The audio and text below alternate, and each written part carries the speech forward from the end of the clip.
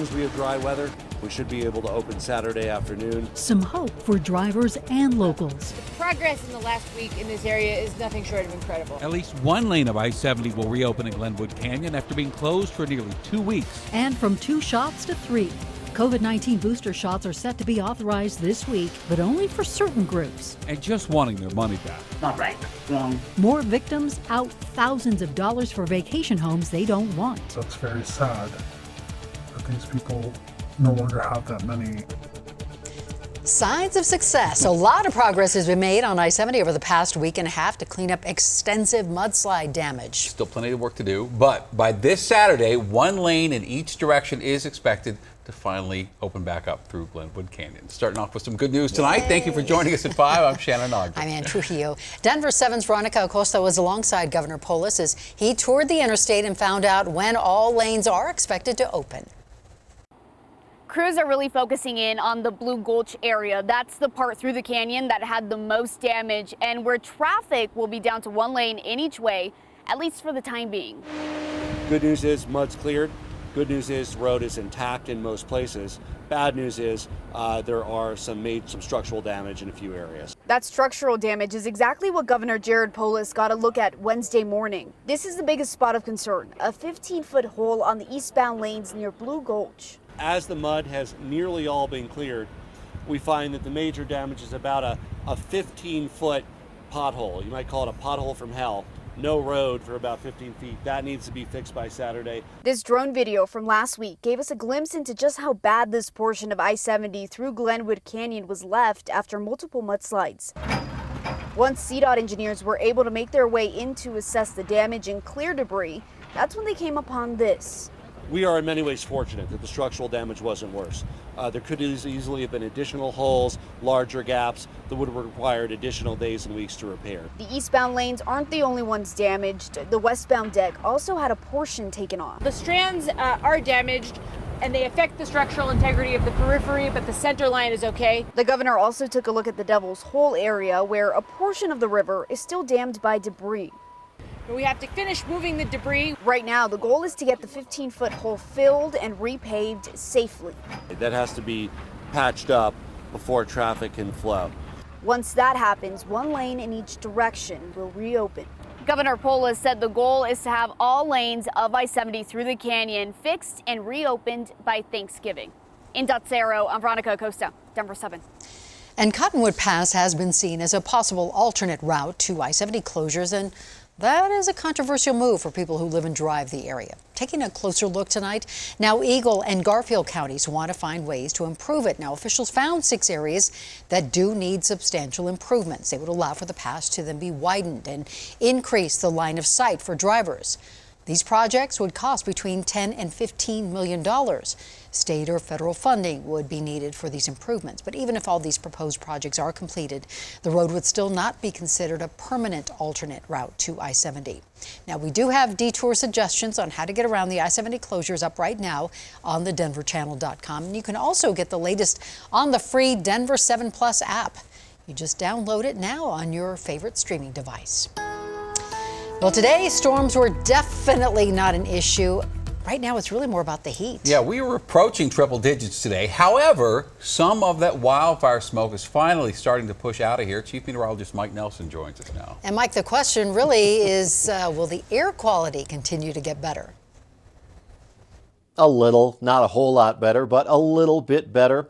Today, we're still very hazy outside. This is the View City Park looking to the west. This is the forecast on the air quality. You can see the really intense smoke in Northern California, but we're still in the yellow and the orange here in Colorado, and even into Friday, it only gets a little bit better. You had to get up into Montana, the Dakotas to really get that good air quality. Right? So we have poor air quality still from ozone at the surface and the smoke particles higher up. That does continue. There are a few scattered thunderstorms down to the south, and there is a little cold front coming in from the north. Today, we hit 96, just missing a record, but there's going to be some cooler air filtering in, at least for some brief relief as we head into tomorrow. So still poor air quality, just not quite as bad.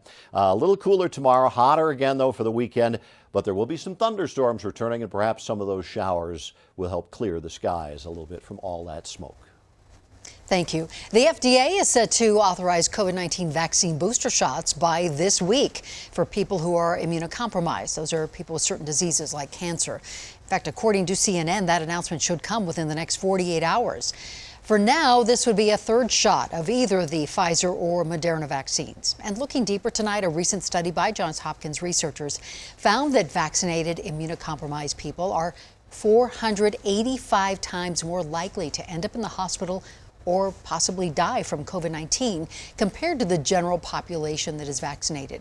And based on an estimate by the CDC, about 9 million Americans are considered to be immunocompromised. And the CDC now is urging pregnant women to go ahead and get that COVID-19 vaccine. The agency says new research shows expecting mothers can get Moderna or Pfizer vaccines with no added risk to themselves or their children. According to CDC data, just 23% of pregnant women had received at least one dose as of July 31st.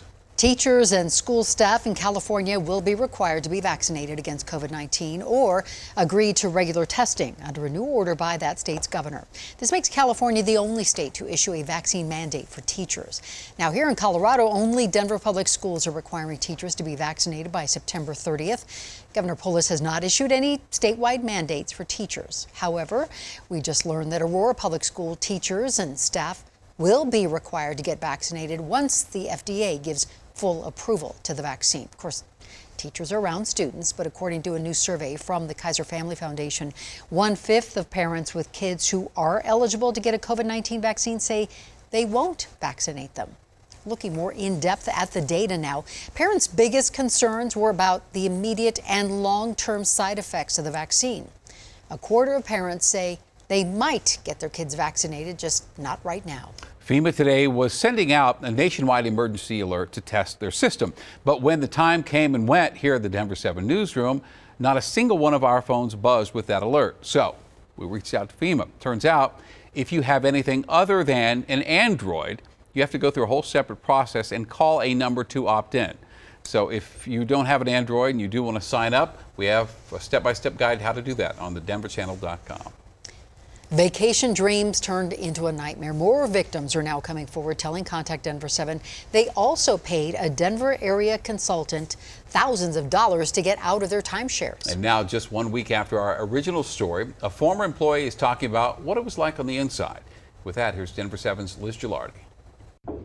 Where'd they go? What did they take with them? How come we're not getting any response? This office for the timeshare termination team is vacant. Since our story aired, more victims are coming forward, some from across the country. It's not right. But clients aren't the only ones who were hurt by this company. I think the clients of timeshare termination team need to know that it was a shock to the employees as well as a shock to them. A former employee reached out to Contact Denver7. We aren't using her name and we're concealing her identity because she said timeshare termination team made employees sign documents promising not to discuss the business. And she's still looking for a new job after being laid off in June. It was a very quick layoff. It was basically, this is the last day our company will be in business, and that was it. The former employee says she worked there for less than a year, but during that time, it seemed like a legitimate business. That's the part of me that breaks. I'm like, that's very sad that these people no longer have that money, and they thought they were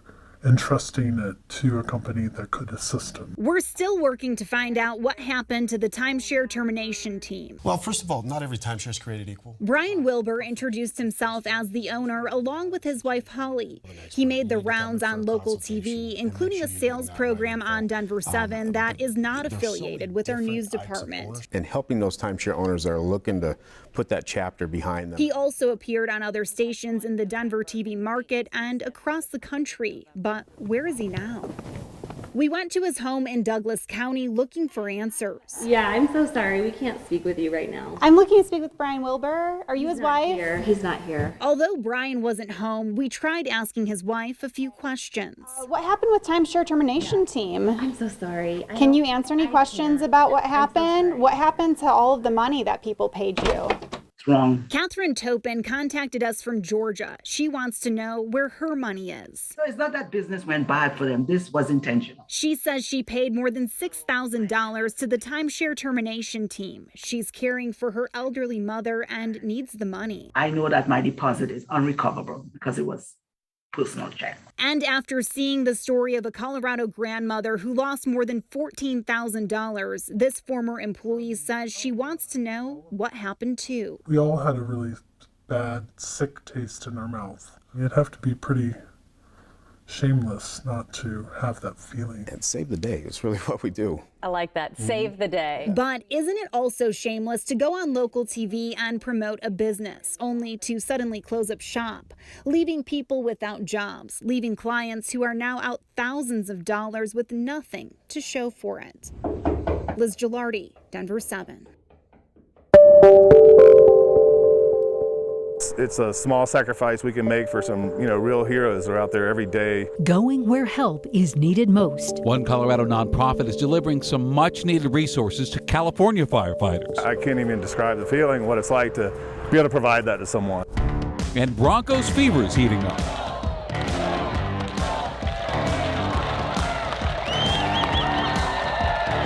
The team is getting ready for their first preseason game, and we are live in Minnesota with all the action.